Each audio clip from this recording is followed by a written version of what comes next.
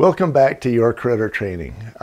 In this segment, I want to talk about spiders. As you know, there's a number of different kinds of spiders. Who knows how many species there are?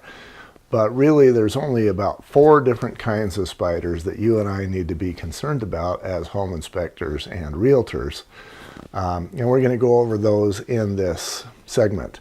So we've got the black widow, the funnel web, the hobo, and the recluse. Those are the ones we're going to talk about in this segment. Pretty much anything behind that is going to be much less of an issue and not necessarily a health and safety problem. Now, a number of us, including myself, are just not spider fans, and if we see 1 or 20 in our home, we're not going to be happy. But there is a much higher priority on getting the nasty, the poisonous spiders out of the house. We all know that the black widow prefers to be in damp environments, and you're going to find that in areas more where you've got maybe a farm environment, or whether you've got an area that used to be a field and now it's been residential, and so there's going to be that transition where the spiders used to live and now people do, and spiders still want to live there, and you've got that sort of thing going. I do find a lot more black widows in newer environments, especially when you start getting into places like irrigation valve boxes.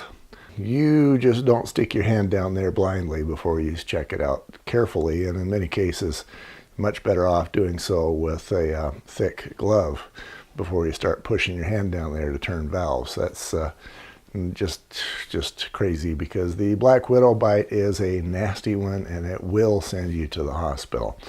These particular bites that from these 4 spiders that we're talking about, these are not the ones that are just going to swell up a little bit and be basically like a mosquito bite. These are the ones that they may or may not kill you, but if they don't kill you, they might make you wish you were dead. It's that sort of a bite that we're talking about. So the black widow is certainly one of those, and the black widow, of course, is very easily identified. And I would just have you be aware, if you happen to be pushing through the brush, maybe you've got bushes in the front of the house, that sort of thing, or I've been in homes where they have unfinished backyards where the weeds are 3 feet high.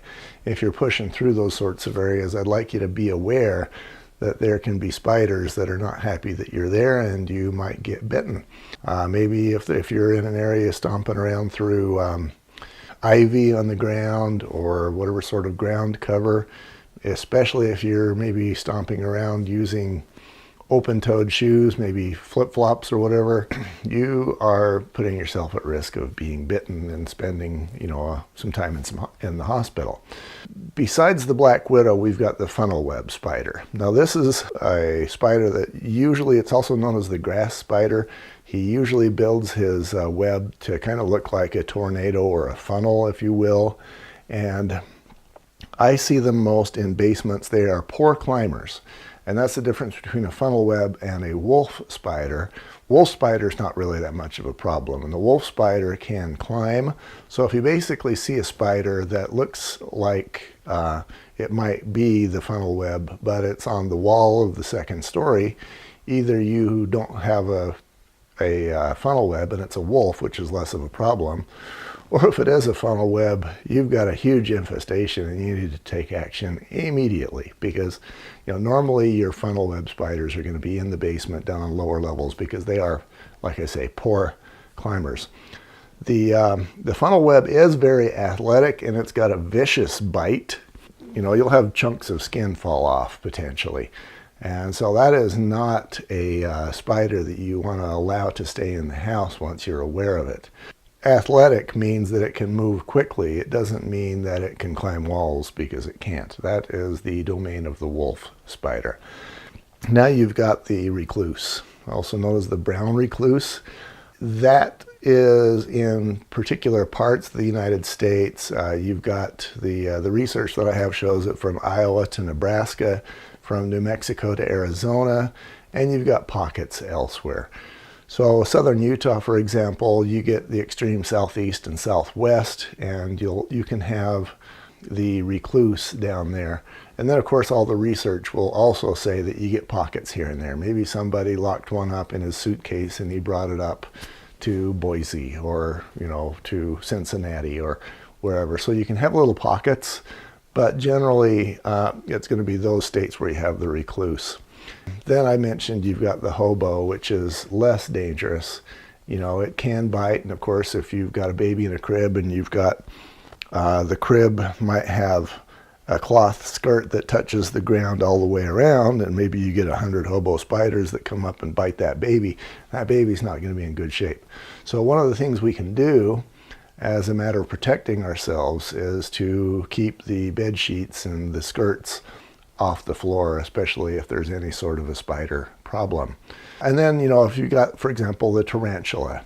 My wife and daughter have actually gone to places like those home shows where somebody has a tarantula. And this is this big old tarantula that fills your palm, and they'll sit there and hold that tarantula. And one person after another will do that all show long. I feel bad for the tarantulas because he's got 100 people holding him that day, and then the next day comes and it happens again.